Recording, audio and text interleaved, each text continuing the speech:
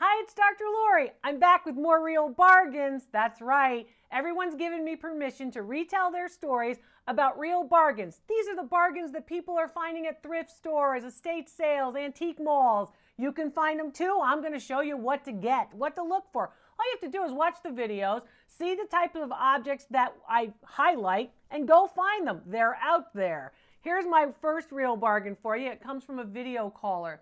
And this video caller was at a thrift store, and she said that she found these in a cigar box. So there's cigar boxes on a shelf, and she opens up one of the cigar boxes, and inside are these. What are these? They're shooter marbles. They're the large, oversized, blown glass marbles, and you can see that they're multicolored, and you can see that they actually have some swirls in them as well. The colors of the glass are actually swirled in. They're beautiful. There's 20 of them. She said, I just thought, I've heard on the channel that you say that marbles can be valuable. Some of the real bargains have been marbles, so I figured I'd take a shot. So she said, I took that cigar box, I went up to the counter, and I paid for them. I said, so what did you pay for them? She said, for all 20 of them and the cigar box, I paid $3. I said, $3, that's pretty good. She said, so I figured I should have a video call and find out what they're worth. Well, they're worth $200 for each marble. You do the math. If you do the math, 200, of course, times 20 is 4,000. That's right. That cigar box that probably is worth $1, that cigar box full of marbles is worth $4,000. It's a real bargain.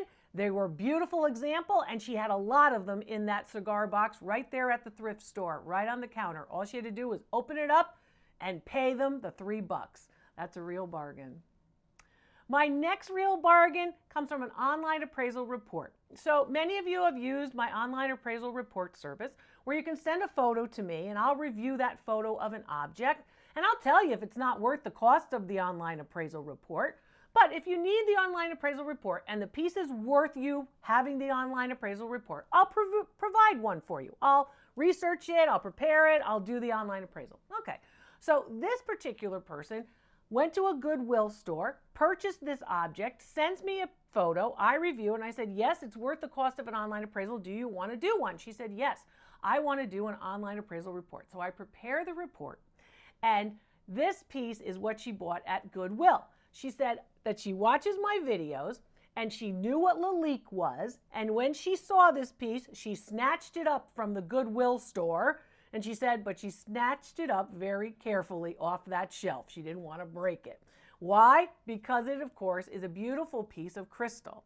And it's a crystal piece representing St. Christopher carrying the Christ child.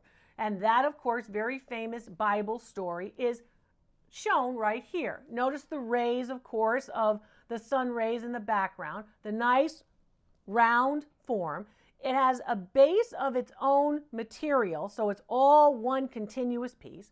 And this particular piece would be a sculpture that would sit on a desk or maybe on a mantelpiece, that kind of thing.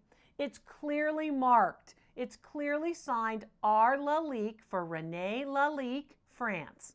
So it's signed R. Lalique, France, right on it. You can't miss it. It's a beautiful example and one that's highly sought after. It's one of the more famous of course, the Lalique sculptures. She said, it's about 4.5 by 4 inches, so it's not very big. And when I appraised it on the online appraisal report, I told her that it was worth between $500 and $700. So she said, that's great. And I said, what did you pay for it? I wrote back to her on the online appraisal report and I said, what'd you pay for it? She said, I got it at Goodwill. I paid $2. I said, well, your $2 investment went a long way.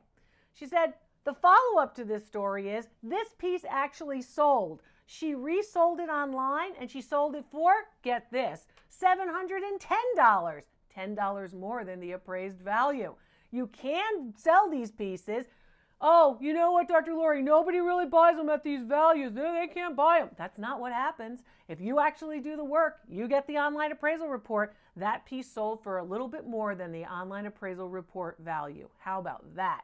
That's a real bargain too. A really gorgeous piece, and it was clearly marked right there for $2, and she sold it too. That's what I like to hear. My next real bargain comes from an online appraisal report too.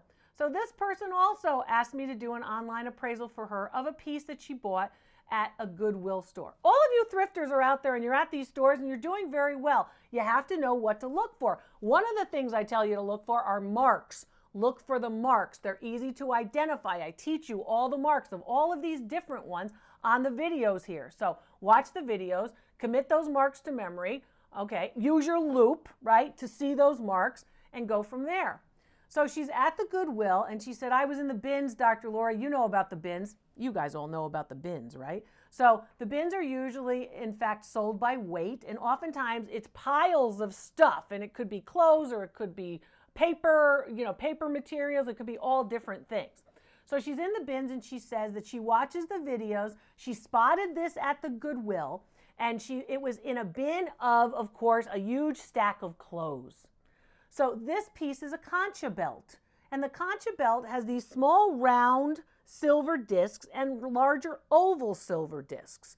It's about 32 inches long, right, if you stretch it out, and it's intended to go around the waist of a woman. The piece was clearly marked. It was marked with a couple of different types of marks. It was marked with a Native American Navajo pictogram mark, which was the mark of the maker, the person who designed this piece. And it's designed with Native American imagery. Things like, of course, motifs like dancers, motifs like headdresses, a couple of course, feathers, this kind of thing. So it's decorated like that. It's marked with a pictogram of the Navajo maker. It's marked sterling for sterling silver, right? And it basically is a quintessential Concha Belt. They're very popular. You see them a lot in the Southwest. You see them in the Plains states in the United States and North America, and you see them all over the world. But predominantly, this piece came from, of course, the Southwest. So she's in the bins and she's going through the clothes and she finds this Concha Belt and she sees the mark that says sterling, and she said, I knew that I needed to send this in to you, let you look at the photo and tell me what it's worth. I said, how much did you pay for it at Goodwill? She said, well, it's the bins, Dr. Lori. I paid 50 cents for it. 50 cents. 50 cents for all of this sterling. 32 inches of sterling, right, in these discs. Beautiful example. I was able to write the report and to show her actual sales records where a similar piece had sold on that report. $550 is what it's worth. It's a beautiful example. It's a real bargain. And of course, it's the real thing, sterling silver, marked as such too. My next real bargain comes from a video call. And this real bargain hunter, this thrifter, treasure hunter, went to an antique fair. Now, this treasure hunter has spoken with me before on video calls. She's done many of them. And she, in fact, is a very astute collector and reseller. She knows what she's looking for, and she stays within her category. She's someone who resells predominantly costume jewelry. She does very, very well because she stays to her category and because she oftentimes will stick only to her budget. So she's at an antique fair and she sees this set. It's a Napier statement necklace with a matching bracelet. It too is silver, only not sterling silver. It's silver toned metal, but it too is silver in color. And this statement necklace of costume jewelry has a matching bracelet. So the necklace is about 16.5 inches long, which puts it about here, right on your neck. And the bracelet is about 7.25 inches long. It's from the 1950s. And this is important with costume jewelry designers. You have to be able to identify the style so you can date the pieces, okay? So Napier, for example, is making something like this in the 1950s. They're not going to look like this when you get to the Napier pieces of the 1970s. So of course the styles change. Starting to identify and recognize those styles in those time periods is going to help you to date it and help you to identify these pieces properly too. So we talked about this on a video call from the 1950s, and this piece in silver tone metal had these nice rounded crescent links. So individual links are made, they're put onto this necklace, and then of course the bracelet is the same individual links, and they just make the necklace, the bracelet, sometimes they'll make matching earrings depending. The piece is marked Napier, so of course very well-known costume jewelry designer and manufacturer. And of course, people look for Napier. Some people collect only Napier or only Monet pieces or only Eisenberg pieces. It depends. So in this case, she was able to find this piece. So I said, what did you pay for the necklace and the bracelet? She said, I paid $24 for the 2 pieces. I said, well, that was pretty good for those 2 pieces because it's mid-century modern, it's not BA marked, it's a big statement necklace, and I gave her the appraisal. The set is worth $350. She'll be able to sell it online easily. That's a nice real bargain too that she got at the antique fair. Always negotiate no matter where you are. I always say be polite when you negotiate, but ask for, hey, is this your best offer? Or can you do better? Or will you take this amount? That kind of thing. It really will help you to build your confidence. I want you to succeed. And it will also help you to have a conversation and develop a rapport with some sellers who you may be dealing with on a regular basis. My next real bargain comes from a video call, and this one is from the thrift store Savers. My video caller said to me, Dr. Lori, I found these candlesticks on 2 different shelves, and the reason why I liked them was they were clean. One was on one shelf, one was on the other shelf when I was in Savers at the thrift store. But when I looked at them, they looked like melted ice to me. They looked so beautiful that compared to all the other pieces, I asked her, I said, what else was on the shelf? She said, all the other stuff on the shelves didn't compare to these. They looked like, everything else looked like nothing compared to these. These pieces looked like melted ice. They were beautiful. And they are beautiful. Why? Because they're made by Pitkin Brooks. They're 9.5 inches long.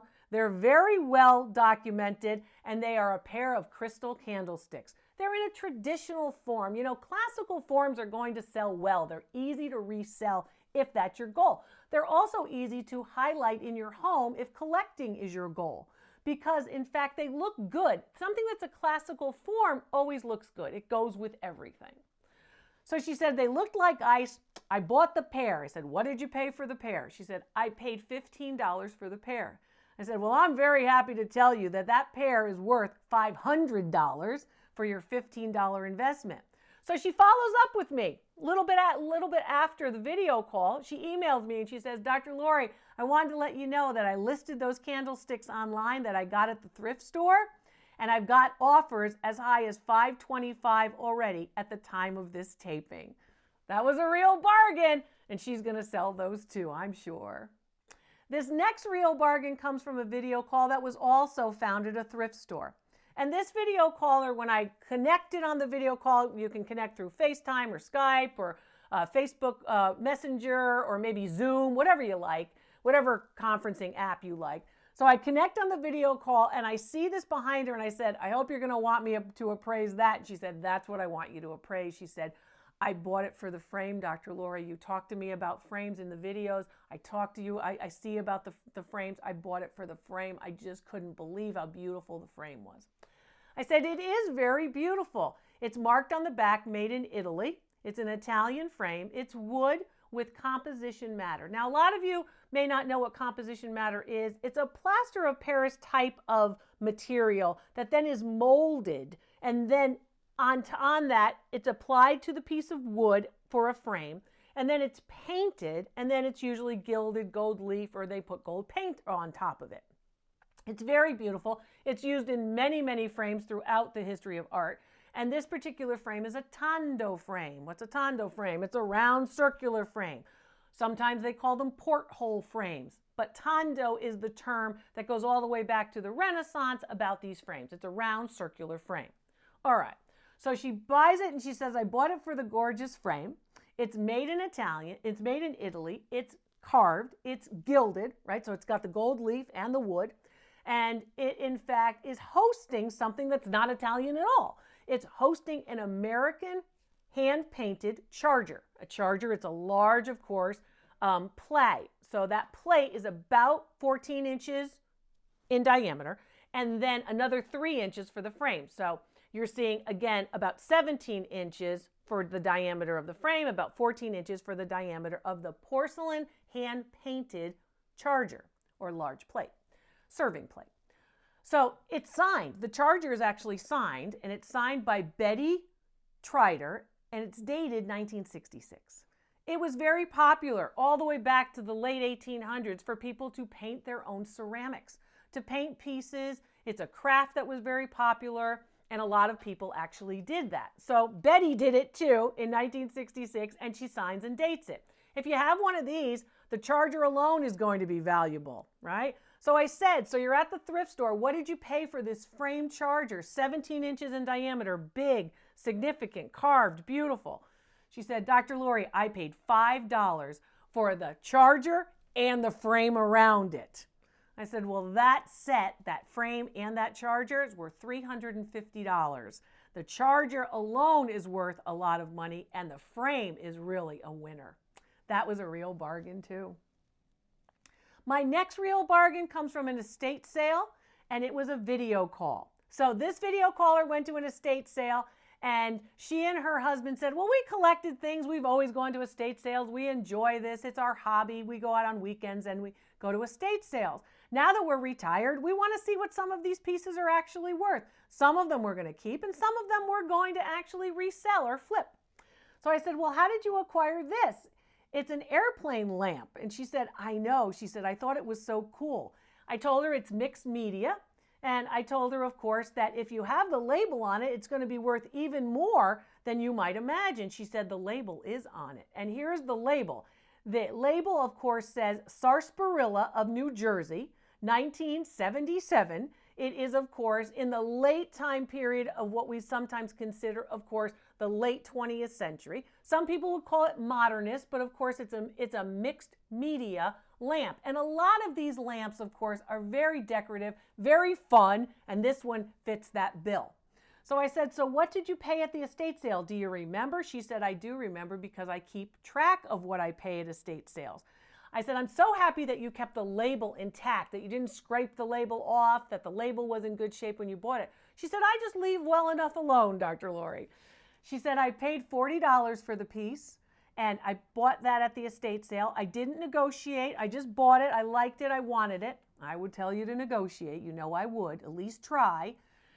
And I said, well, I've got good news for you. Even though you didn't negotiate, your $40 investment, that lamp is worth $500 today.